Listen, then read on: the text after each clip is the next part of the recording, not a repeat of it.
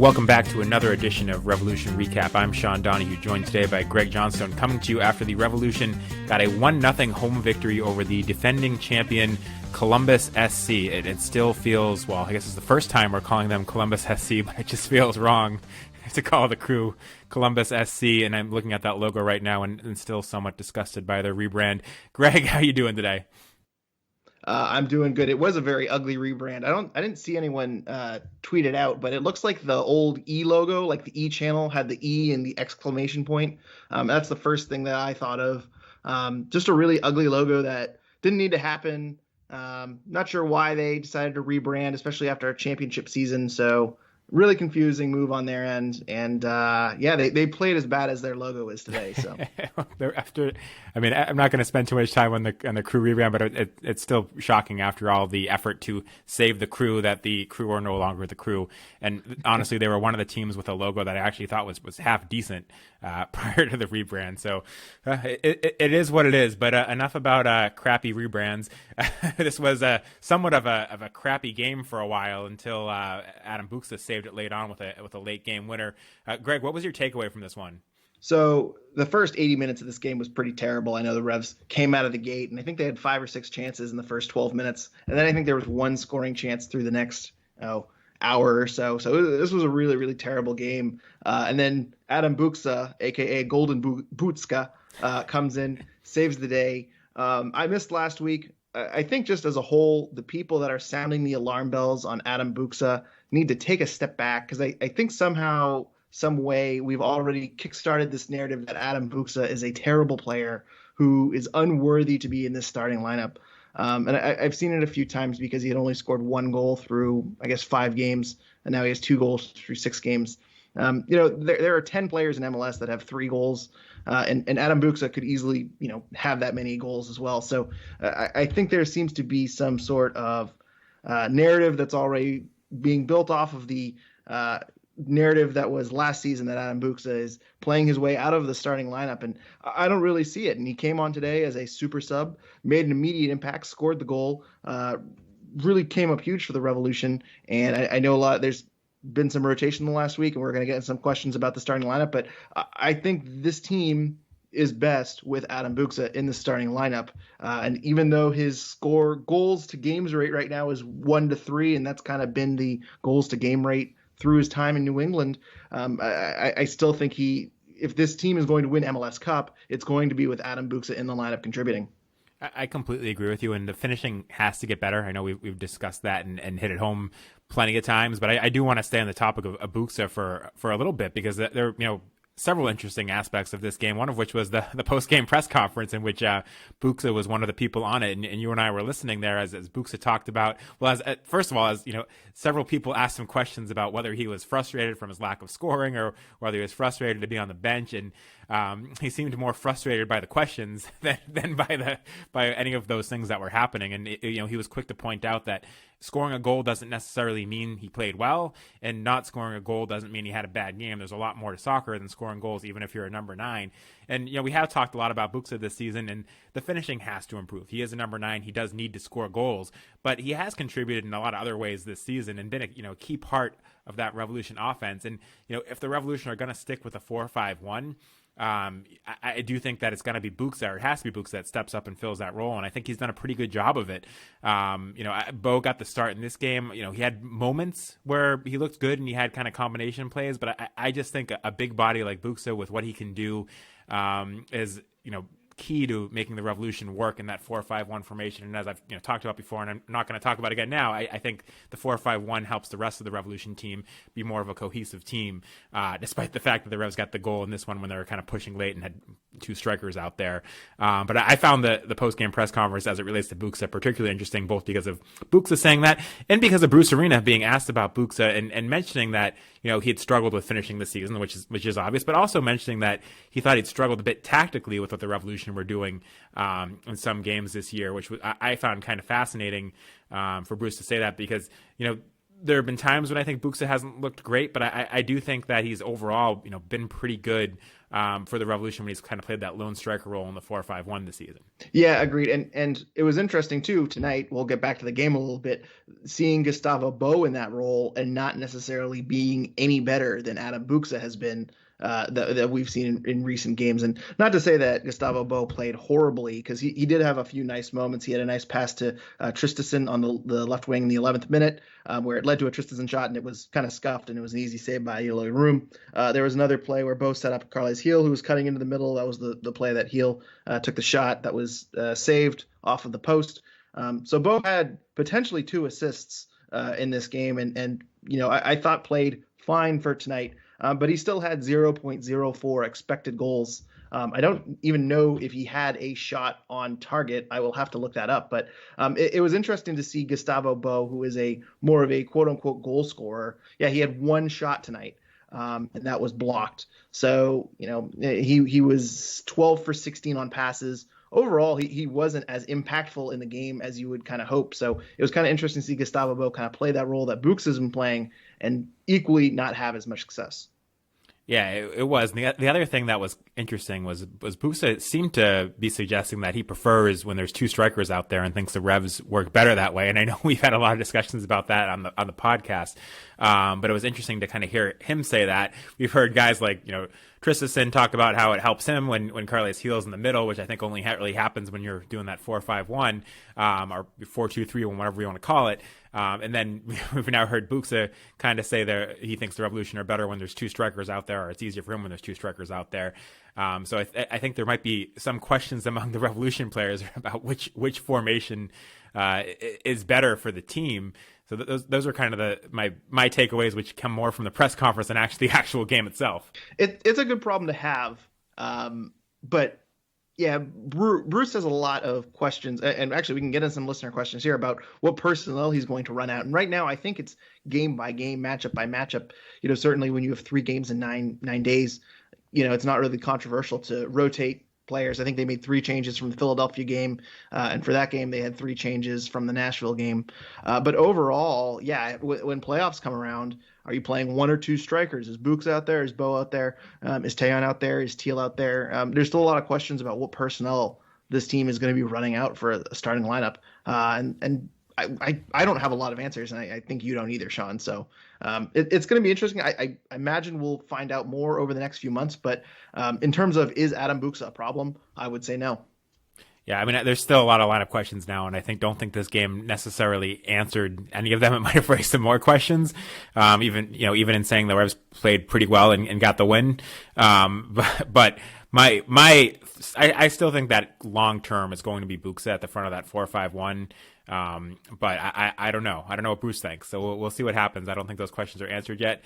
I agree that Buksa is not necessarily the problem. He's played pretty well other than, finishing. But I also think, Taylor Twellman said during this game about Gustavo Bo that if he's not scoring 12 plus goals a season, you're not getting you're not getting what you need out of him. And considering, he was the most expensive signing ever for the Revolution and, the role that he plays. And I think that's true. I think Gustavo Bo is a guy that, if he's not scoring goals, admittedly we saw him play setup role a few times today and he can do that. But if he's not scoring goals, I don't think the Revolution are getting what they need from him. Adam Buksa, I think as a hold-up player, and, given his body and everything that he is, that he's capable of kind of being a facilitator, not just a scorer, and can maybe offer a little bit more even when he's not scoring. But I still think with Bo, he's a different type of scorer, and if he's not scoring, then his value to the team is pretty low. But Buksa can still contribute a lot, when he's not scoring as kind of that target number 9 in the Revolution's formation. But a lot of questions going forward, and something I'm curious to see how it plays out. I do want to quickly jump into my takeaway. I know we have a lot of listener questions and some good ones that I think are going to cover a lot of the points that I want to talk about. But my takeaway is about the Revolution's home form, because we talked a lot about how terrible the Revolution were at home last season. And I've kind of had on my watch this year, when are the Revolution going to get that 3rd home victory of the season to top the total of 2 they had all of last year? And that happened tonight in their 3rd home game of the season. And that is something that is key for the Revolution to be a dominant force at home and win most of their home games, because that should be where it's easier for you and where more of your points should come. Wasn't the case last year. Revs were a good road team, bad home team. This year they've won 3 out of 3 at home, which is a great start for them. Getting a victory against the defending champion Columbus Crew kind of solidifies that good start for the Revolution at home. And I think that will serve the Revs very well going forward. Also, as a key point was Matt Polster at the end of the game kind of talking about that and saying how they have that turf at Gillette Stadium, and he didn't say this, but in years past the Revolution have used that turf to their advantage to kind of make it difficult for teams to come in that aren't used to it, and that's made the Revolution a good home team. Polster talked about how they need to do that this year, and so far it seems like they have done that they've taken the Gillette turf to their advantage, whereas last year it certainly was not an advantage for them and they struggled mightily at home. But for me, that's a really good sign for the Revolution that 3 games in at home, they've won 3 home games, already won more than they had last year. Yeah, it's always a good thing to take 3 points from home. It's I'm a little hesitant to point my finger and kind of raise the banner on that one, just because you look at the teams we've played, DC United, Columbus, who apparently is terrible on the road. I didn't realize until ESPN showed Caleb Porter's home away splits that really Columbus or Caleb Porter coach teams, I guess, are just horrible on the road. And then Atlanta, who was missing some players, Columbus missing Zayla Rayon tonight. So it's kind of one of those things where I don't want to put too many chips on the Revolution have Fortress Foxboro again. I kind of want to see some teams come in and challenge the Revolution, or maybe be a bit of more of a tougher test. But overall, you expect good teams to win at home and get 3 points regardless of who your opponent is. And the Revolution have been doing that. So this is something that it's a luxury that they have not had in recent years. So it's a very, very good thing. Hopefully this trend continues on throughout the season as the level of opponents ramp up a little bit. And only 1 goal conceded over 3 games at home too is a big thing for them. And I'm sure Matt Turner, the goalkeeper, is really happy that they've been able to do so well at home. But that kind of leads me to another topic I wanted to get to, and that's John Bell getting his 2nd straight start. What did you think of his performance? I thought John Bell played fine. There are a few moments where he's a little bit shaky, and we are on the John Bell train, I should add. So I don't want to knock him down a little bit too much, riding high after the 2 starts. I thought he played better in Philadelphia. Today he had a couple of shaky moments. He had the play where it seems like he misplayed the ball a little bit, and Bradley Wright Phillips got in behind him. He ends up clipping him, getting a yellow card on that one. John Bell also looked to be responsible for the play where Artur goes right down the middle of the field, takes the shot right off of the post. That area seemed to be a little bit vacated from John Bell. It seemed like John Bell was kind of stepping up and maybe throwing off the line a little bit. And he is a natural left back, so maybe that is just something that he needs to get in tune with a little bit better with his new center back partner, Andrew Farrell. So there were some moments. It didn't cost them today. I thought overall I'm liking what I'm seeing from John Bell. He certainly seems to have the tools, but there were a few moments where it seemed like he was a little bit off. And if there was a weakness in the back line tonight, I thought it was coming from John Bell. Yeah, I agree. I think, all things considered, given he stepped up to MLS this year for the first time, he was mostly a left back in college, made the transition to center back last year. I thought the 2 games he played were, as good, if not better, than you could possibly expect from John Bell. And there's certainly things he can improve upon, and that, Bradley Wright Phillips definitely got the better of him when he came on late, a veteran, very smart forward going against a very, inexperienced at this level center back. But overall, I thought he played well. And you're right, some of his timing and pushing forward in the lines and everything could use improvement, and I think that will improve over time. But I think the Revolution have found, we talk about the salaries later, a guy that's making $63,000 a year in his rookie contract that can actually contribute and give big minutes for the Revolution this year when they need him. Looking at past years, and there's a guy like Michael Mancian that was making $1 million or $400,000, depending on what season it was. I already feel more comfortable with John Bell back there than I do when we saw him back there. But what do you make of the fact that it's 2 straight games where Henry Kessler was benched? Because it doesn't surprise me that Bruce Arena was rotating, but usually when you rotate, you don't bench a guy for 2 games, you bench a guy for 1 game and then bring him back out. Yeah, I'm a little confused on that one as well. Bruce Arena was asked this in the post-game presser, and he essentially said that he just wants to build depth, and the best way to build depth is to give people games, give people minutes. And he felt that center back depth last year was lacking a little bit. So it seems like getting John Bell games on back to back, within 4 days, is his way of hopefully building some finesse, building some minutes, building some game experience. So they have that third center back. I do find back to back starts very strange. I also find it very strange that both times Henry Kessler was the one sitting. Right. I'm not totally sure why they didn't rotate Farrell out. My guess is essentially they want John Bell to be a left center back as opposed to a right center back. He's left-footed, so maybe they just think he goes better with on that side of the field since he's a natural left back. That maybe he goes better with a natural right back in Farrell, and maybe they don't want to move Kessler, slide him down the line and insert John Bell, and maybe that'll cause confusion.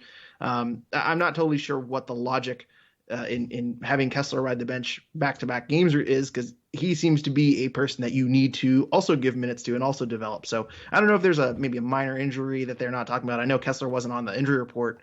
So I don't know if there's, I don't want to get into conspiracy theories here if there's something that we're missing, but I get Bruce Arena's take and the logic behind it.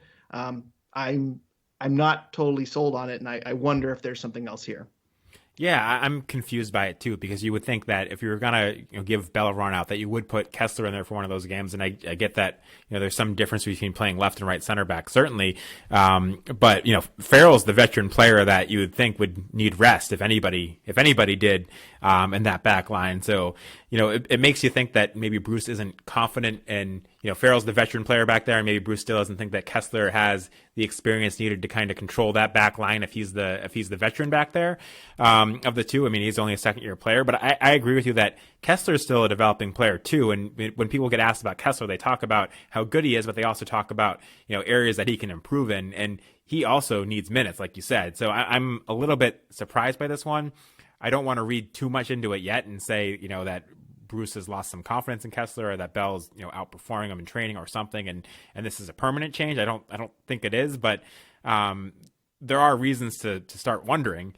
And I also wonder, what would have happened if, Colin Verfurth was available, because he's been out injured. And is Bell starting because Bell's really shown more than him, or is Bell getting these appearances because, Colin maybe hasn't shown as much in practice? I guess that's another question that we don't necessarily know the answer to, right? Yeah. Well, and another thing too, getting back to Andrew Farrell of why he's not being rested. If you put out a line of DeJuan Jones, because Christian Mafla is injured and he was unavailable for this game, but if you have DeJuan Jones, John Bell, Henry Kessler, and Brandon Bai as your backline, that's a very young backline. Yes. Brandon Bai is the veteran in that group, and I think he's entering his fourth year. So Andrew Farrell might be out there for organizational leadership purposes. So that's my other theory to why Bruce is not going with a Kessler-John Bell combination. I am curious to see what would happen with Verfurth. But one thing that I think we need to point out is that AJ De La Garza was brought in, and he was supposed to be center back depth. You would have thought that if they needed to rotate Farrell out and they didn't trust Kessler on that right side, you would have thought that AJ De La Garza would step up and maybe fill that role. Now, maybe they didn't want to go with center backs 3 and 4. Maybe they didn't think that was a strong enough center back pairing. But it seems to me that if you were to give Farrell a rest and you didn't want to move over Bell or Kessler, AJ De La Garza would be in that spot. So it's kind of an interesting combination. I'm going to give Bruce the benefit of the doubt that all this is giving John Bell some minutes and see if he can take that third center back spot, essentially from De La Garza, because I don't really know what else to make of it. Unless there's a Kessler injury they're not telling us about. I mean, if we see Bell start a third game against the Red Bulls next weekend, then I think it's time to start. Well, at that point, I think you have to assume that Bell is taking over for Kessler, which would be kind of shocking to me. But it's I have a lot of questions after seeing him start 2 games, but it's too soon for me to go that far yet. But I think you can go as far as to say that Bell's obviously impressed a lot in training to get these 2 starts over guys like AJ De La Garza. So that's good news for the Revolution, because Bruce said that center back has been an issue for them, or it was an issue for them last year, and it was depth wise certainly. So it is good that they're developing depth either way, with John Bell having 2 good performances as a rookie. So lots of positives to take from that, but also some question marks that I don't think we'll necessarily have answered until we kind of see what the lineup is next week. We're circling a question here. Cleggy on Discord asked us, "What do you think of John Bell in his first two starts? Do you think he's taken Kessler's spot?" In terms of Kessler's spot, I think you and I agree, no. And I would be very surprised if Henry Kessler is not out there next week or whenever the next game is. I think they don't have a midweek game this week. I think they play next weekend. I'm guessing it's Henry Kessler's spot still. But in terms of what do you think of his first two starts? And then we also got another question from Chris, who's not in this weekend. He says, "How good can John Bell be?" So Sean, I'll kick that to you of what you thought of his first two starts and how good do you think John Bell can be? I thought they were good. I mean, I thought he, like I said earlier, I thought he beat my expectations, and I thought he looked like he belonged in MLS, which is saying a lot for a guy making his first two starts. That again, was a left back in college, and really only had a lot of experience at center back, Revs too. So I thought that was really impressive, and I think he can absolutely be, at least based on what I've seen in these two games, if he keeps developing, I see no reason why he couldn't be a consistent, regular MLS starter. I don't know if he's going to be one of the top center backs in the league, but he seems like he's got the quality and the tools to, if he keeps developing, be a solid MLS starter at that role, at least to me. Yeah, no, I agree. I think he's got the ceiling of an MLS starter, and it seems like Bruce feels that way too. I'm curious to see if he gets that opportunity because it seems like the Revs are set with Kessler in that left center back spot, but we'll see. I agree completely with you. But yeah, I'm just curious. Do you think Kessler's done anything to earn being benched? If you are to read more into this, because I don't think he has. And I'm going back to what was it 2 weeks ago when Andrew Farrell made the MLS Team of the Week, which kind of surprised me because I thought Kessler deserved to be in the MLS Team of the Week because one of the plays of that game was where Farrell made a mistake and Kessler got back and did a really good job and blocked the shot. But have you seen anything that Kessler's done to earn being benched? If we're trying to read something in this, because I haven't. No, and not that John Bell has played bad, because I think he's played fine, but I think Kessler has played better than John Bell has played in two games. Yes, and I'd also go a step further and say I think Kessler and Bell have probably played better than Farrell has in the past couple of games, because Farrell had a really bad moment there in I think it was the 40. Boy, I don't have the 58th minute, where a ball kind of comes out to Farrell. Looks like Columbus has cleared the ball. He gets a really, really bad touch. He has to kind of kick it away and leads to a turnover. Columbus boots the ball down, tries to go on a counter, and Turner has to kind of play sweeper keeper and kick that ball out. There seems to be, Andrew Farrell is very consistent except for maybe one mistake a game. It seems like he's kind of in this weird funk. It's actually kind of what we said about Tony DeLaMea last year, where Tony DeLaMea would be fine, and then he'd make a horrific turnover or something, and it would lead to a goal. And, I remember saying last year, even if your good center backs don't have those blips consistently, that's a bad center back. And so I think Andrew Farrell is fine in my mind. I'm still not totally sweating the Kessler-Farrell center back portion, but if there's one person that I would expect to lose his job, it would be Andrew Farrell. Yeah, I agree. And I, like I said, I'm very curious to see what Bruce does a week from now. I expect it's going to be Kessler and Farrell again, back to that. But, there's certainly a little bit of doubt based on these two games. So it'll be interesting to see what happens there. The one last guy I wanted to get to before we jumped full throttle into the numerous listener questions we got is Teal Bunbury, who finally got a start today, who's was the Revs' leading scorer last year, and I think kind of forced his way into the lineup with that key goal against Philadelphia midweek that helped the Revs get the tie, and probably should have given the Revs the lead if the foul on Matt Turner was called on Philadelphia's goal a few minutes later. But Bunbury forced himself back into the lineup. How did you think he did in this game as a starter in that kind of right wing role? Well, first off, Sean, I don't know if you know this, Teal Bunbury playing soccer is news to people in Philadelphia. Apparently, they were surprised to see that Teal Bunbury, who is at the ripe old age of 31 and scored 8 goals last season, is still playing soccer. So, I just wanted to kind of note that. But yeah, Teal Bunbury today, fine. I feel like Teal Bunbury does this where he gets a goal, he has a really, really good performance, and you kind of say, boy, why aren't we playing Teal Bunbury more? And then you start him, and then he kind of fizzles out. Played fine. I didn't think he did a whole ton. Just a very blah performance. I did notice he was 2 for 9 on duels, so that's never great. He was also 0 for 3 on dribbles. But I didn't think he played terrible. Just didn't have any moments that really stood out to me. Obviously, he drew a penalty kick that wasn't called in the 65th minute. Yep. I thought that was kind of ridiculous.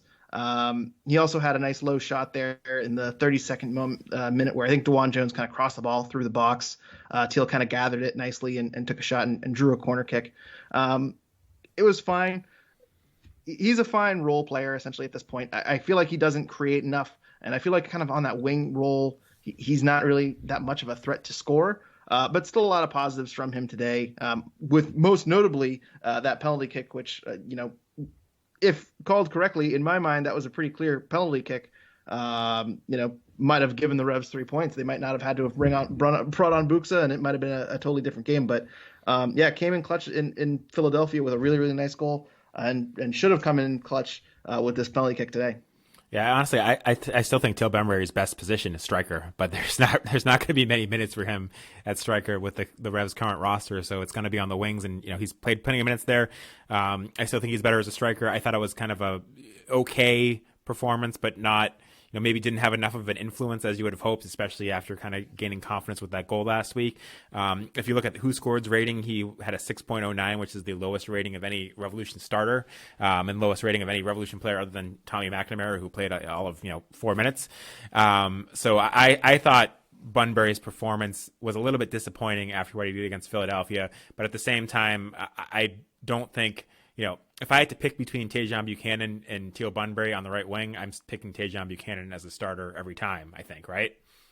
Yeah, it's weird because we talk about Bo and Buxa and where they fit. I don't know where Teal fits in this because, I'd rather have Tajon or Carles Heel on the right wing, and I'd rather have Buxa and Bo up top than Teal. So, but Teal is a very quality player, and they just signed him to an extension last year. So I'm not totally sure what their plans are for Teal, but I feel like they're going to have to find a role for him at some point. But I think we got a question about Tristison, right? And that might lead to more talk about Teal. Yes, we did get it. Well, and who knows how serious this question is, but Tristison isn't good. Is he Hauche 2.0? He is definitely not Hauche 2.0. I've seen enough out of him to know he's got some skills.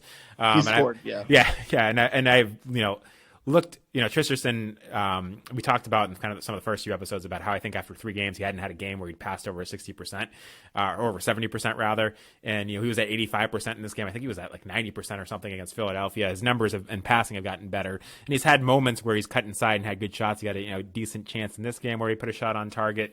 Talking about missed shots, Teal Bunbury had a couple of decent chances, and there was one where he completely shanked that Tristison was standing over in the corner, like with his hands up, like, why didn't you pass to me?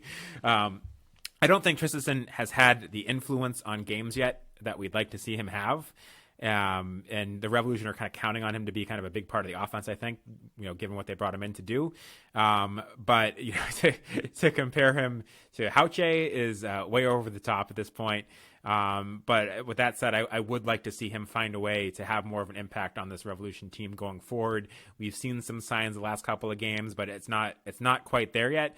And if it doesn't get there, maybe that's the spot where you give Teal a run out for a game or two to maybe light a fire under Tristison that he's got to be better, or legitimately give Teal a chance to prove that he belongs there. But I'm not ready to do that yet. I think Tristison came in late in the preseason. He hasn't had that much time with the team. The chemistry's not there yet. I think the chemistry's gotten a little bit better in the last 2 games, and I think that's a position where you kind of roll with a little bit longer to give Tristison a chance to find his flow with his offense.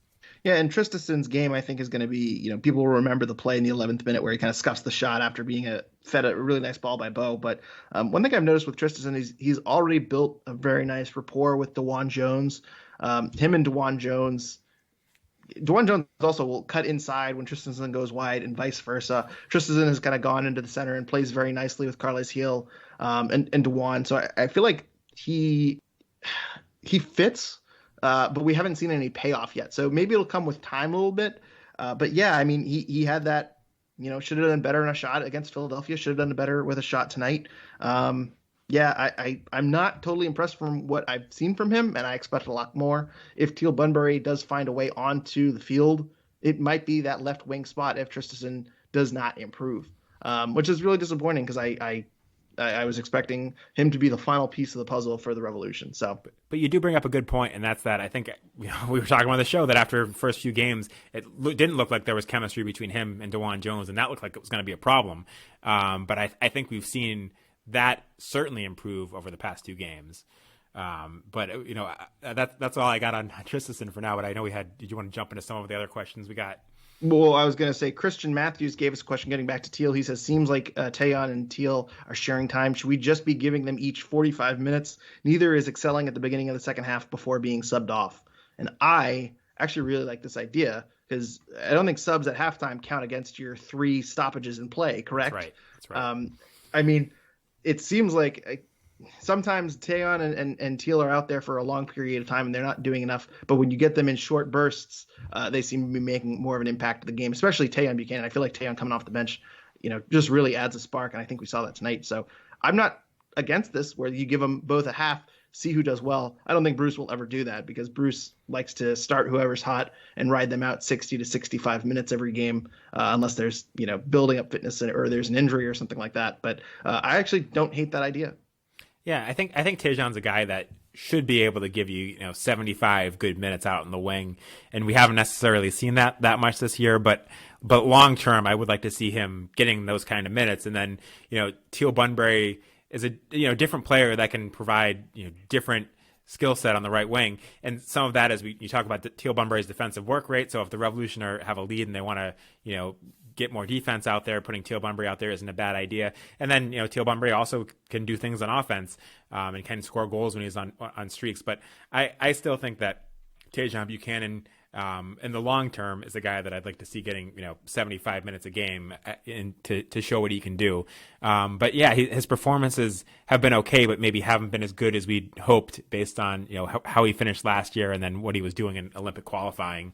But I'm not ready to go to a kind of a 45 minute split yet. I still think that Tajon Buchanan should be offering you more on the right wing at this point in his career than Teal Bunbury at this point in his career. I agree, and especially it'll help his development if you're getting him more minutes. So, yep, agreed. All right, well, now that that's done, Sean, do you want to hop into some listener questions? Yeah, let's jump to them.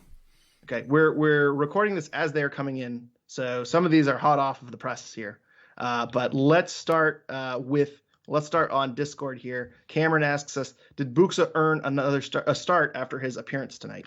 We kind of touched on this a little bit earlier, but Sean, going into next week, who do you think gets the start at striker? I think it should be Buxa. I mean, I don't think Bo had a terrible game, but I think Buxa had a big impact, and if Buxa is scoring goals, he's the guy you got to go with. And like I said earlier, I think in the 4-5-1, Buxa in theory should be your striker. So I think Buxa starts next week.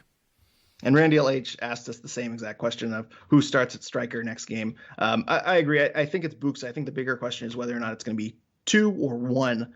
With a full week of rest, I imagine we're going to see the quote unquote, team A or team A starting lineup, your first team. So I wouldn't be surprised if they try to work out both of them in a 2 striker set. But if they go with a 1 striker, I think that we're going to see Adam Buxa out there. Tayon didn't get the start tonight, so I think a Buxa-Bo pairing is going to be in the cards for next weekend. James Downing asks us, if you're Bruce, do you prioritize finding a clinical striker in the upcoming window? Am I just salty at another low-scoring, well-coached snooze fest?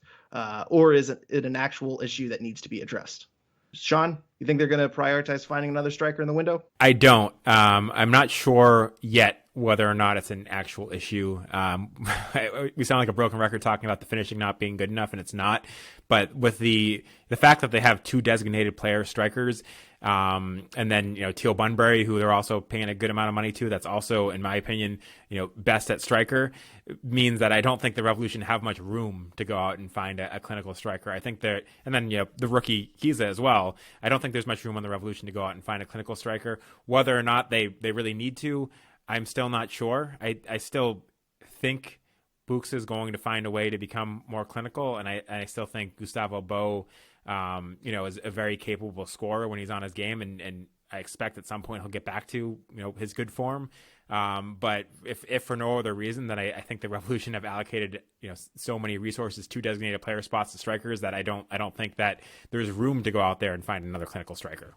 Yeah, I agree, and I think it just adds more. I think if anything, we'll see Teal Bunbury kind of make his way and start as a striker. I know some people have been calling for Edward Kizza, and I don't totally know if that's going to happen. Still feel that Teal Bunbury is going to be the third choice at striker, but between Teal, Bo, and Buxa, I feel like one of them have stepped up by the summer window, and hopefully they'll have broken out of this funk. But if not, I feel like someone would have to leave. I don't think there's much Yeah. point in bringing in, a Bradley Wright Phillips type, and kind of just throw him into the mix. I feel like you'd need a absolute game changer, and if that's the case, you need a DP spot, and there's going to be a bigger move to predate that one. So Chris asked us too. Chris Falukas says, was Bux's benching performance related, or was it just for rotation among a busy stretch? I think it was a little bit of both, based on Bruce's comments where he said, like we've talked about, he struggled with his finishing, and then he also struggled tactically, Bruce said a bit. So I think it's a little bit of both. Even without that, I think it might have been a rotation thing where Bruce got benched. And the same thing, you don't want to keep Bo on the bench for too long. He's a very talented player. But I think it was a kind of a combination of Buxa wasn't doing everything Bruce wanted him to do, but also, it's a busy stretch and you do need to rotate. Agree with you on that one. I think it's a little bit of both. And we saw this a little bit last year when they had multiple games, over short time spans. So James Downing asks us, where is Glass Legs? And he's speaking of Christian Mafla, who we refer to as Diamond Legs, because he's played perfectly fine when he has gotten out there. But unfortunately, it seems like the injury bug has already bitten him into this 2021 season, and he is earning his nickname of Glass Legs. Sean, where is he? Well, we heard he's back in training, right, but not fit. I think that was the news this week, is that he's just not ready to play yet, but he's back in training. So I guess that's a progress. But to jump a bit ahead, he wasn't on the bench today. To jump a bit ahead to a topic we're going to talk about later, the Revolution salaries came out, and it came out that Christian Mafla is the fifth highest paid by guaranteed comp player on the Revolution at nearly $500,000. So clearly they brought him in to be a starter, and he hasn't been healthy enough to be that. It's disappointing for the Revolution so far what they've gotten from Mafla. It's too soon to write him off, but the Glass Legs nickname has been apt so far, and if the Revolution don't see that change, this is one signing that doesn't look like a brilliant move by Bruce, but it's way too soon to jump to that conclusion yet, but there's certainly early worrying signs. Certainly with his salary, you would expect him to be a starter. Do you think DeJuan Jones has maybe leapfrogged him in the depth chart? Because DeJuan Jones has played, Chicago game aside, he had the assist in the Teal Bunbury goal against Philadelphia. He had another nice cross today for Gustavo Bo that was blocked away. Do you think maybe DeJuan Jones, again, for the third straight year, is making it a left back competition at that spot? He is, but I still think ideally you have a left-footed left back with Tristison, and I know we talked about Jones playing better with Tristison the past 2 weeks, but I think ideally Tristison would benefit from somebody with a good left foot that can kind of overlap on the left and put in a good left-footed cross. I don't know that we haven't seen enough of Mafla to say he's good enough to beat out DeJuan Jones, because DeJuan Jones has played pretty well the past several weeks, and it hasn't been one of the Revolution's bigger problems. So it's a tough one, but you don't pay a guy $500,000 to ride the bench if he's a left back, especially. You might pay a backup good striker that, but you don't pay a backup left back $500,000. And it was funny, Seth kind of pointed out some of the other left backs the Revolution have had over the years. I think Bootner was at $700,000 last year, which is $690, yeah, which is absolutely insane. Speaking of overpaying for left backs, and going back before Bruce Arena too, talking about guys like Somi that we talked about for a while and how overpaid they were. It seems like a Revolution problem of overpaying for injury-prone left backs that extends beyond Bruce Arena, but has just been a long-term problem issue for the Revolution. Even thinking about what was it Domi way back in the day that they got. There's been a lot of left backs the Revolution have signed, and thinking about Chris Tierney, it seems like going way back then, the Revolution kept signing left backs to perhaps replace Chris Tierney, and Chris Tierney kept beating him out. Maybe DeJuan Jones is kind of taking that role now, where he's the guy the Revolution keeps signing left backs to replace, but he's going to keep holding on to it because they spend all this money on guys that just aren't good enough. Yeah, it's interesting that it's a trend. It's not just a high salary, but it seems like it's an international player that they bring to New England, and just for whatever reason doesn't seem to work out. I think this is the fourth straight year where Somi, Edgar Castillo, who I still think isn't as bad as people thought, but Alexander Butner, and then this year it's going to be Christian Mafla. And if Mafla strikes out, that's 0 for 4. That's pretty rough, all things considered. And let's see, Butner at 700,000, Mafla is at what, 400,000. Somi was at 425. I think Castillo was 200. So you have a really solid, 1.6 or $7 million in salary for left backs that just don't work out. It's a really bad spot. That's a black hole for the Revolution. And thank goodness we have DeJuan Jones, who's been able to hold it down while they've gone through all this turnover and rotating door of left backs that just don't seem to pan out for whatever reason. Where would they be if they didn't draft a right winger that they were able to convert into a more than serviceable left back? I mean, they kind of lucked out on that one because they've done a terrible job of filling that spot over the years. Yeah, and the Butner signing too. I know with the salary drop, a lot of focus was on the 2021 numbers, but the Butner signing, I think we called it too. You especially called it that. I remember the Revs. It was a TAM signing, and so you expected that salary to be high. It had to be over, I think, 600,000. And you called that Butner. Never really, knee leg injuries on turf, coming over, hasn't really done a lot. It didn't seem to be a fit, the whole time. And yeah, DeJuan Jones, I thought either outplayed him or, at the very least was at the same level as Butner last year. So I don't know. Hopefully Mafla comes out and really surprises, but I'm not blaming anyone for already kind of thinking negatively of this signing just based on recent history. Yeah, the injury-prone left back signing is starting to become redundant and a bit more of the same. But it's too soon to write off Mafla, but it's not too soon to start having concerns. Jason Schmidt asks us, I understand the midweek game and it's still early in the season, but does it seem that we still don't have a full starting lineup? It's been a carousel in the midfield. Kessler's spot is up for grabs, and Bo and Buxa are in and out of the lineup. Is this something to worry about? I mean, I don't think they have a set lineup yet because there are still questions. The question marks we talked about, left back, which may or may not be DeJuan Jones's if Mafla doesn't show something. The central midfield has rotated, and Captum, who's the fourth highest paid player on the Revolution at $557,500 guaranteed. You expect him to be a starter at some point, but I don't think he's gotten to 90 minutes fit yet, so we haven't really seen him get much of a chance to make that role his own, although he's come off the bench in a couple games. So yeah, there's a lot of question marks out there, but none of them are things that I'd be worried about, except still the striker spot a little bit, because again, whether it's Bo or Buxa, I think if you're playing with one striker or two strikers even, you want your strikers to be scoring more goals. So that's the one spot to me that is still a question mark and a concern, that if you think the Revolution are going to be a contender, you need to get more out of. I'm not too concerned yet about that spot, but that's the one area, if I was to focus on something that I was concerned about not being locked down yet, it would be the striker. And one thing you got to remember about Bruce is he plays the hot hand. One person that we haven't really talked about that much is Captum, who has kind of regressed to a backup role, even though he was arguably the highest profile signing of the offseason and was the most expensive offseason signing. And Maciel has stepped in and has taken over what I think was going to be his role. And Polster has played perfectly fine. We had another solid game from them tonight. I don't see that midfield pairing switching that much, but that's not because of Captum's fault. So we talk about a full starting lineup.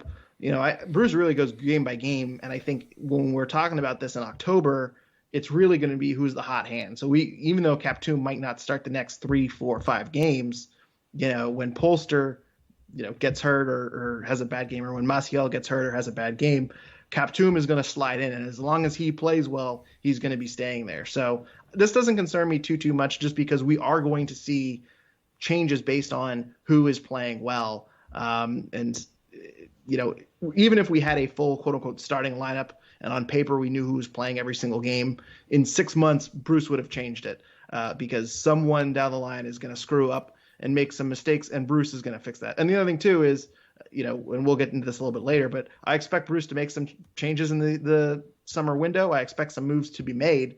And so even if we don't have a solidified 11, quote unquote, I still expect this squad to be strengthened a little bit. And so there's additional components on top of the carousels and competitions already happening that I think we're going to have later on in the season and going into the playoffs. And we also don't know what Bruce thinks of Luis Caicedo yet because he hasn't been healthy at all during his tenure. And at least projecting back 2 years to 2 years ago to what he was, if he gets back to that, I'm not sure that Montiel is better than Luis Caicedo yet. I'm not convinced at this point. He could be. I'm not sure of that. So we don't know what Bruce thinks. So that's another kind of question mark in that role. Yeah. We did get a question from TSB11 on Discord. Will the Revs ever work themselves out of their, fugue? F-U-G-U-E. I Googled it.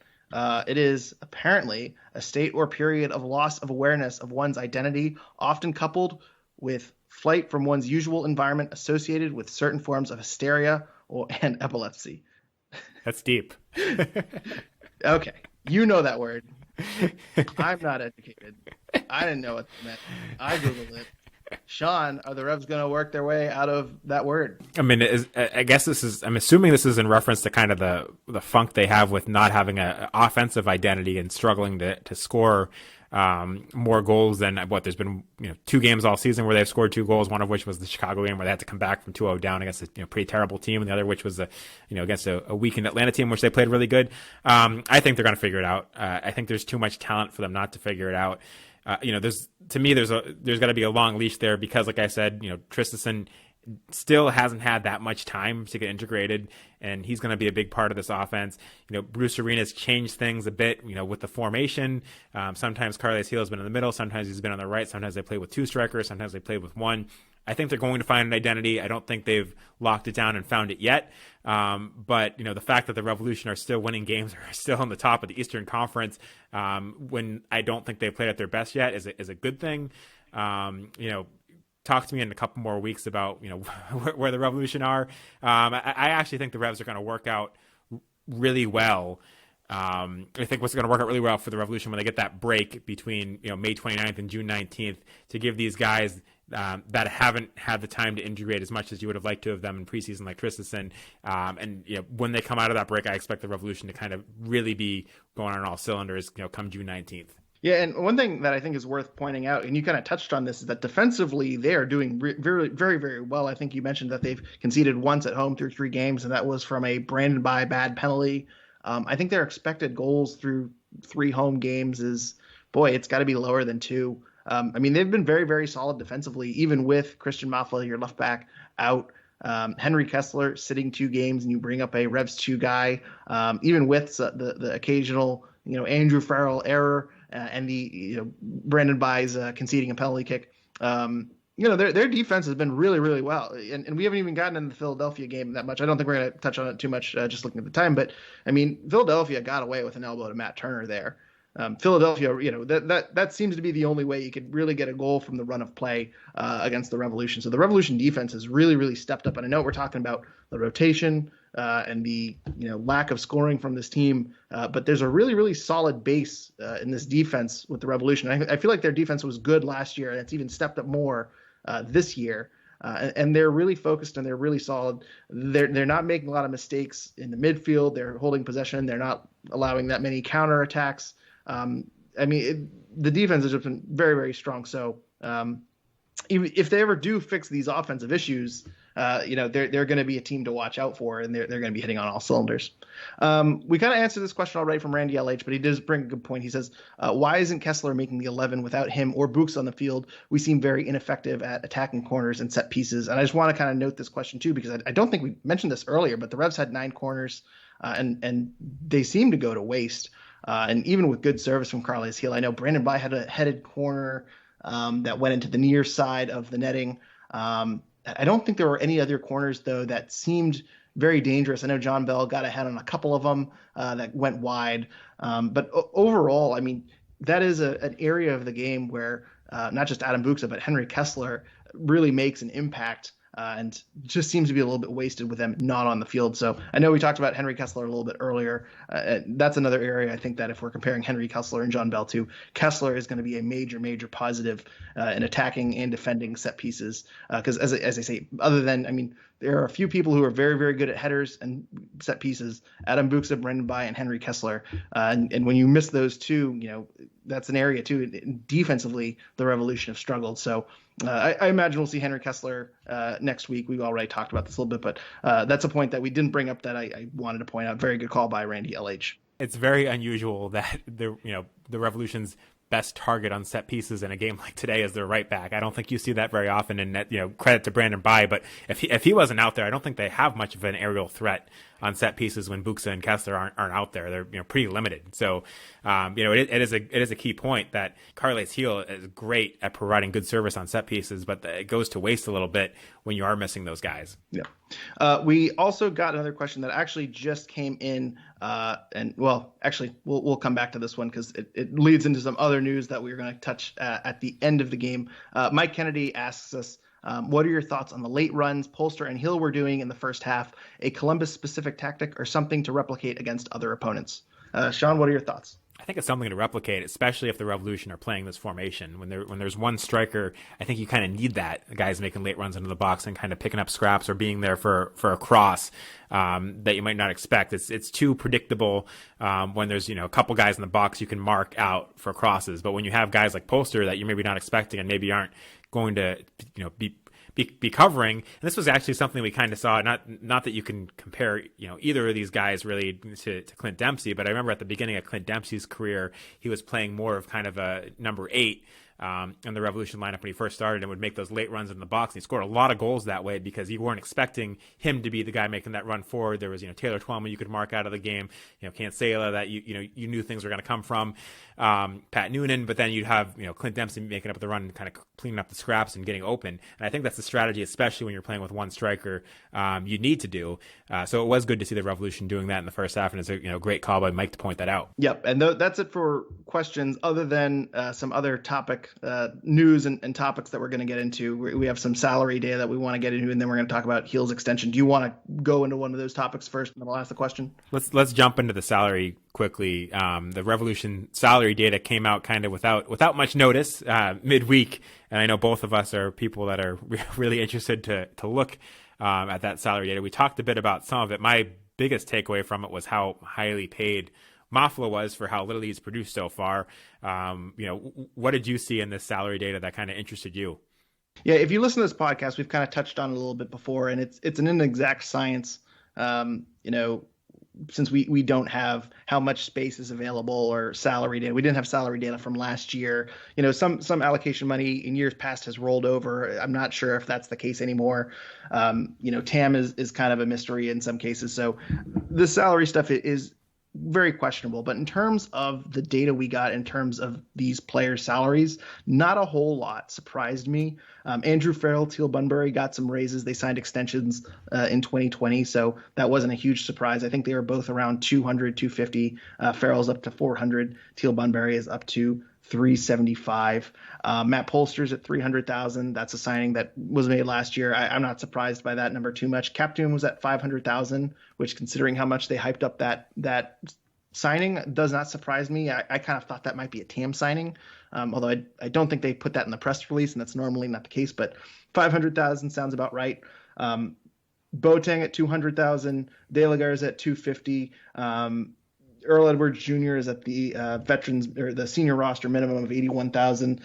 So not a whole lot here that really jumped out at me or was a huge surprise. Obviously, when you're looking at team salary, the big numbers are going to be in your designated players, and we already knew Buxa was around $1 million. Bo and Heel were above $2 million, so none of those numbers were really huge. As you said, I think Mafla was the big surprise because coming from a South American team and not a European team, I kind of expected him to maybe not be on as high a number that we've seen in the past, like a Bootner and a Somi. You kind of expect to play a premium with those guys, or as a Hebo coming from a European team.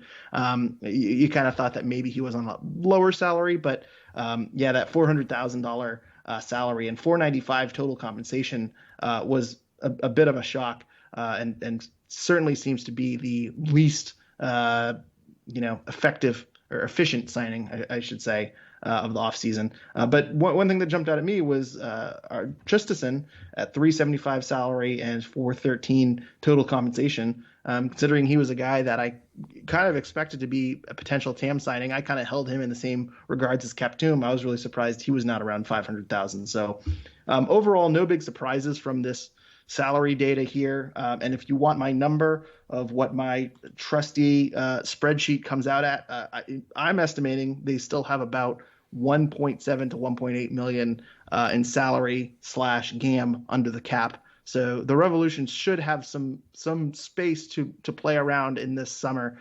They do only have 2 senior roster spots, but they have some allocation money to play with if they want to bring in a big piece in the event of injury or just improving the squad.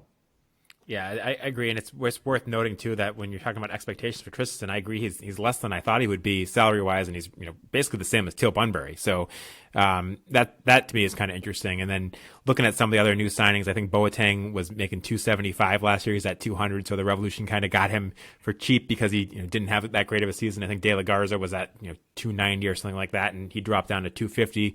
So if you're kind of looking at the Revolution's free agent MLS signings, they found a couple of guys that didn't have great years and sign them for cheap. Of course, we haven't seen them play at all yet for the Revolution, so who knows whether even those salaries will be worth it. But that was another kind of thing that was noteworthy to me. But I think that was, like you said, there weren't too many surprises here. The other thing too, and if you follow us on Twitter, you know this already, but Matt Turner signed an extension in the offseason. He is at 375 in salary and total compensation. That seemed to be very low to me. I figured when he signed a new extension, he was going to move up to market. And last year in 2020, he was at 200,000. He was at 200,000 even. So he signed an extension in mid 2019 at 200,000. He signed an extension this past year at 375. Still very below market. He's 17th in MLS goalkeepers in terms of salary. Yes, there is he doesn't have a ton of leverage. Yes, he's under team control for a number of years, and yes, it's a significant raise. But you look at guys like Evan Bush, who given he's 35, so he's been around longer, and he's gotten a bigger salary. Evan Bush is making $100,000 more, or I think $50,000 more than Matt Turner. Columbus has 2 goalkeepers who are making over $400,000. You just kind of look at the numbers, and the Revolution have Matt Turner at well below market rates. So he really should be getting about $500,000. So I'm not sure if it's a hometown discount. I'm not sure if it's just he's taking the raise when he can, but the Revs should have him under team control for, I think they said his contract was for 4 years. So I don't know if this is an escalating contract. And so maybe there's kind of like a poison pill type of theory that, next year it goes up to 450 and the year after that it goes up to 550. And maybe that's Matt Turner's way of maybe forcing a Europe move in a year or two. But if this is 375 throughout all 4 years, the Revolution have certainly gotten a really, really good deal for one of the best keepers in MLS. Yeah, absolutely. And, Columbus being the prime example of teams that maybe are misallocating resources to that role with Eloy Room, I think, making close to 500,000. I think he's worth it. He's a good goalkeeper. We saw it tonight. But then Evan Bush, like you said, making more than Matt Turner to sit on the bench is pretty crazy for a backup goalkeeper. Yep. We did one more note I wanted to mention on the salary note is Diego Fagundes at 400,000. I was a little surprised. I kind of thought he'd be a little bit higher than that, but it's a multi-year deal. So he's doing, that's the Austin contract. I know a lot was made of Diego Fagundes and his contract. I think he was 300,000 in 2 years in New England. He was only at 215,000 last year. Yeah, but his contract to stay, I think was. Oh, the offer. Yeah. It was it 300,000 or something like that? I think it was something like that. Yeah. So, Bruce wasn't too far off. I know it was $100,000, so it's still a lot. I'm not scoffing at that, but kind of interesting to see where that number shook out with Austin. And then we did have a question here. Speaking of, not efficiently spending your money, James Downing points out, is poor FC Cincinnati ever going to catch a break with that monster payroll and beautiful stadium? And in case you didn't know, FC Cincinnati is 5th in total money spent or total salary spent, which is interesting because they are terrible. Sean, I think that was one of the big takeaways from the salary dump. Did you have any thoughts on FC Cincinnati completely running their franchise incorrectly? I mean, it's just crazy to me how much they're spending on what on paper doesn't even look like a very good roster. So we've talked about Cincinnati before and how kind of unimpressive they've been in assembling their team. But yeah, they have created a big hole for themselves to kind of dig out of with this roster construction. And I'm I don't know how long it's going to take him to do that. But if I was an FC Cincinnati fan, I would not be kind of thrilled with the situation my team found itself in. Yeah, it's interesting. If you want to know, if you want to watch a team, hypothetically make every decision wrong, in their franchise's history, Cincinnati is the team to watch. They really have not done anything, and they had such a big following coming out of USL. They were such a strong USL side.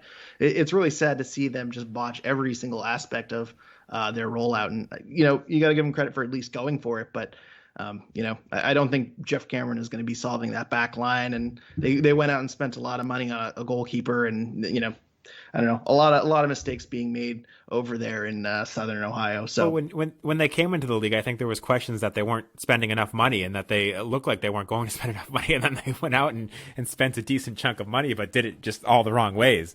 It is funny though to look at their roster now and realize that both Cody Cropper is, when people say Teal Bunbury is still in the league, Cody Cropper is still in the league on FC Cincinnati's roster, and Edgar Castillo is back in the league on FC Cincinnati's roster. So a couple of ex-Revs on that roster, although they're not the problem with the salary, because I think the two of them combined to make about $200,000.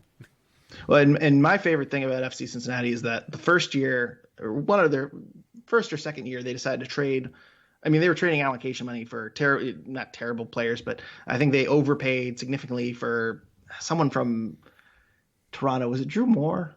I forget, but there was like an athletic story about how ridiculous this trade was, because they were sending like $500,000 for a replacement level center back, and then they traded for all of Philadelphia's draft picks, and I think maybe one of them was decent, and then so they spend all this money and they accumulate draft picks which don't really work out, and then the next year they turn around, they trade their number 3 draft pick to Miami, and Miami drafted Dylan Nealis, but Cincinnati could have held on to that pick and drafted Henry Kessler or Daryl Dike, but instead they ended up with, I think, $100,000 in allocation money, which even just for the value of the number 3 draft pick is terrible. So it seems like people that don't know how to run a MLS franchise, maybe people that know how to run a soccer team, but really don't understand how MLS works, and it's just a complete dumpster fire. And yeah, top 5 in salary is not very good returns. We have one more salary question though. I just noticed this. Chris Creighton asked us,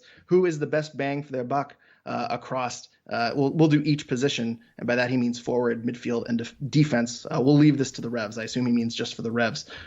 Sean, do you want to nominate some players for best bang of their buck, best attacker, best midfielder, and best defender? I mean, Henry Kessler at 115,000 is hard to beat.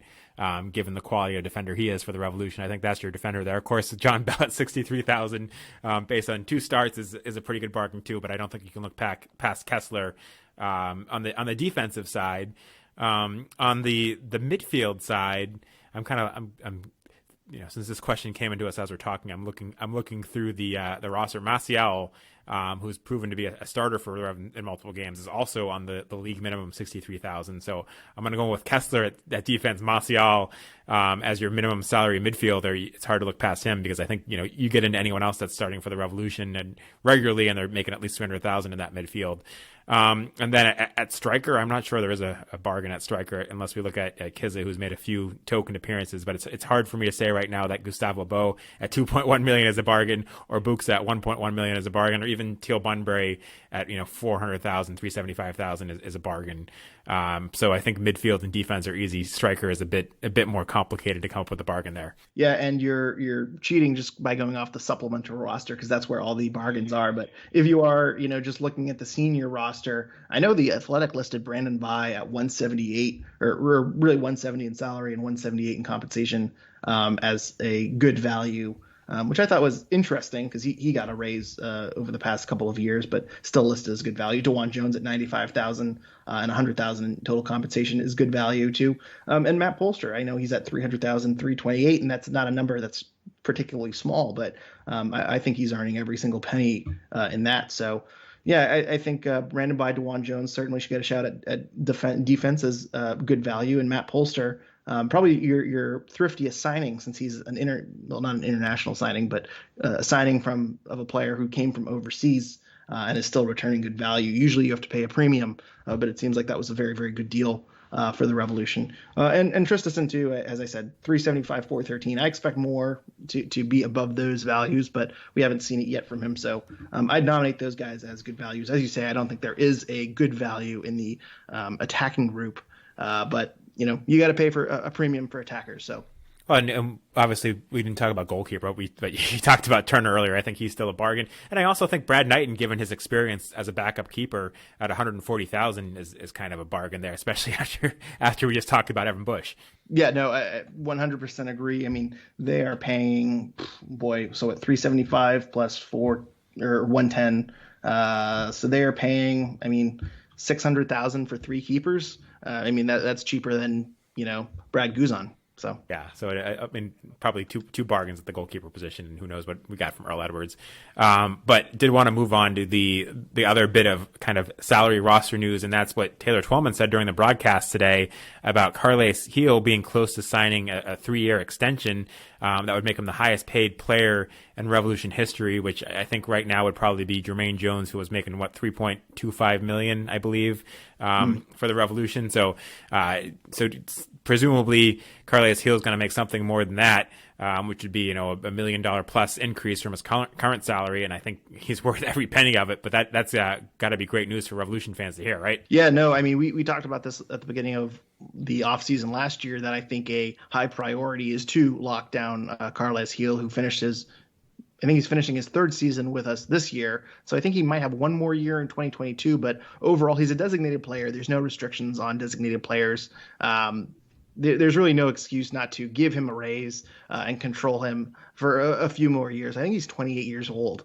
And so, yeah, I think the contract is for 3.5 years.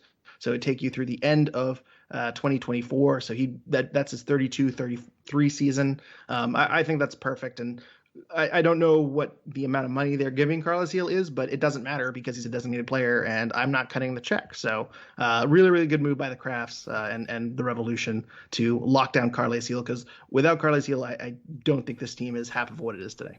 No, Carles Gil is what makes this team a potential contender. If he's gone, and we saw it last year when he was out, he's the most important player on the Revolution. So if the Crafts have managed to sign him for a new 3.5-year deal, again that shows that they care about this team being successful, and that was a huge move for the Revolution. No one's more important to the Revs than Carles Gil. We do have 2 questions here on the Carles Gil contract. You can tell we're going off the cusp here and we're improvising here, but Rally Revs fan says with Gil's reported contract talks, he'd be somewhere around top 5 players in the league at 3 years, $10 million. I'm not sure if they said those figures over the broadcast and I missed them, or if he knows something I don't. Revolution Nation tweeted that out, that their source says that. I don't know how reliable that is, but that's I saw that tweet. Okay, well, we'll take that. So that's 3.3 million. Which still is a bit of a deal in my mind. And I assume that's salary, not total compensation. So maybe there's a signing bonus, but regardless, the question here is, what do you think that says about Kraft's commitment to the team going forward, and if that differs from the past? Yeah, it says a lot about his commitment to the team that they made that happen. I'm sure Carles Gil had opportunities to go elsewhere if the Revolution wanted to cash in and maybe sell him. But I think Bob Kraft, we've seen it recently with the training center, with how they've spent on Gil and on Heel and Bo and Buxa and having 3 DPs finally. It took them long enough to go and join the rest of the league in doing that. But if they have gone out there and spent that money to re-sign Carles Gil, it shows it does show the intent of Bob Kraft. And the next step is the one step we always talk about that never happens is finding a stadium in Boston. But other than that, the Krafts are doing the right things. Yeah, and I do want to add too that you look at the total money spent, and the Revs are still slightly below the average MLS team. We talk about how efficient the Revs are with their spending, and they've gotten a lot of money off of the books the past couple of years, especially with the Manciens and the Dielnas, and kind of some big bloated contracts that weren't working out. And so there's been a bit of a, I don't want to say dip in salary, but they've kind of dropped below average.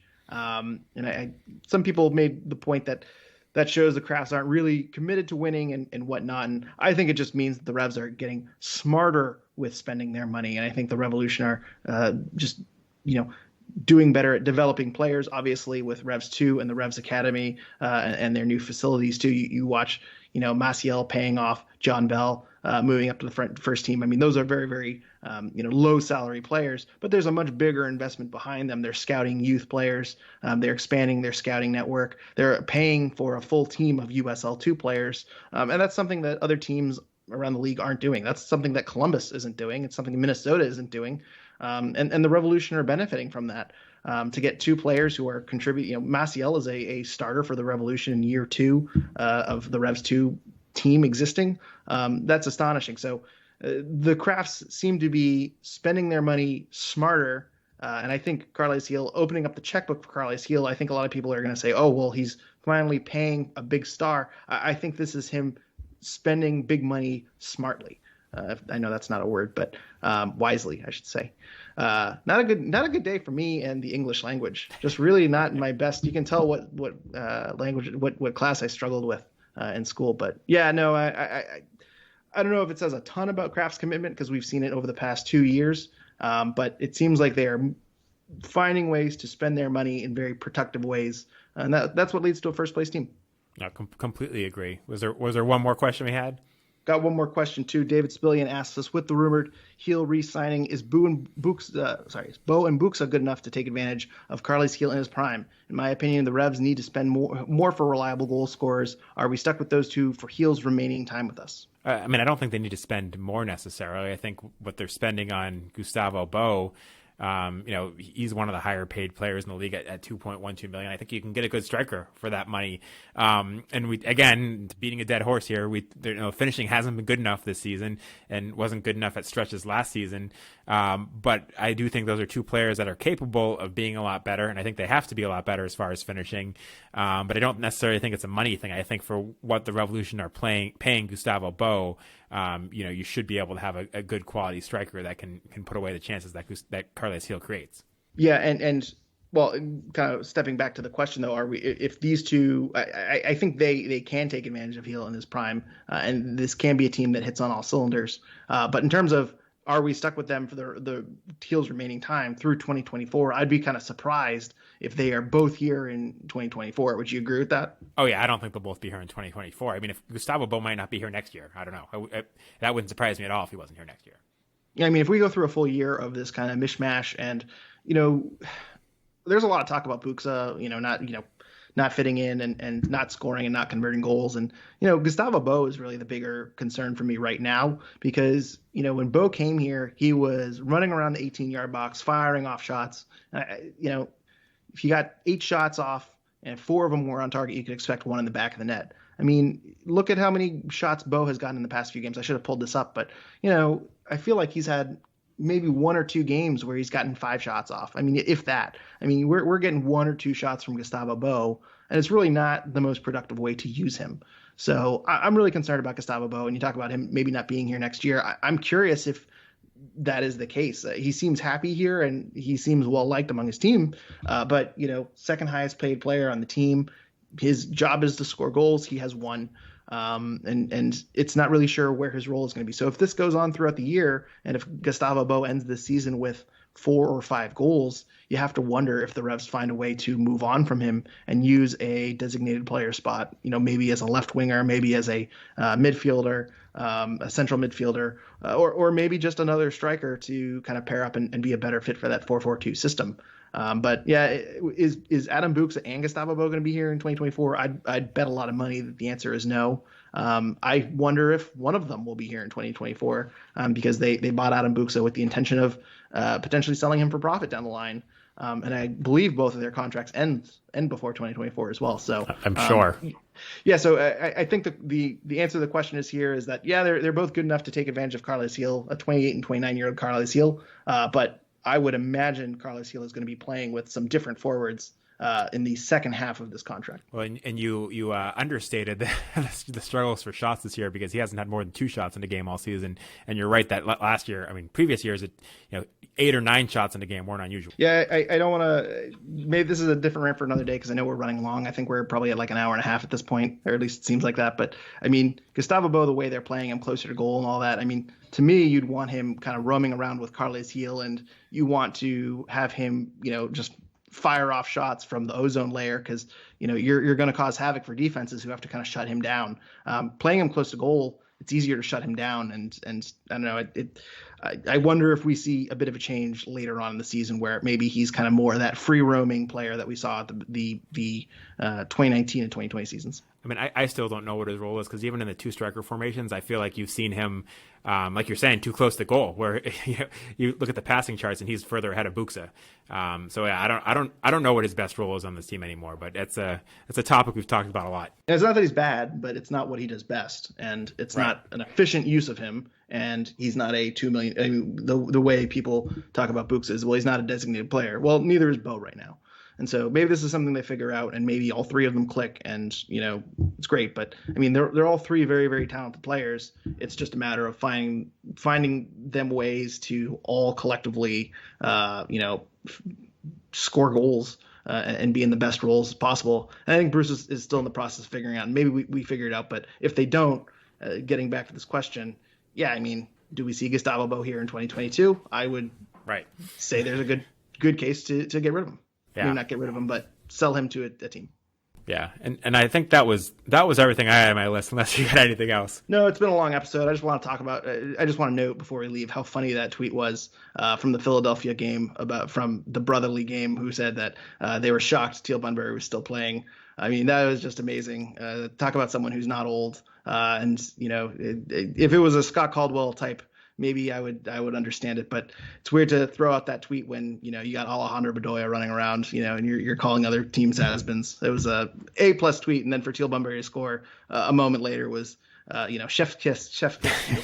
So just want to shout out to the brotherly game for the worst tweet of the MLS season so far. Well, on that note, I got no final thoughts. So could you give out our Twitter handles and Facebook and all of our fun new social media? Yeah, you can follow us at Revolution Recap on Twitter, and you can also like our Revolution Recap Facebook and Instagram pages. And that's all we have for this week. I think the Revolution are home against Red Bulls next week, so we'll be back to you after that game. Thanks again for listening, and we'll be back next week. And rate and review on iTunes. 5 stars. Thanks.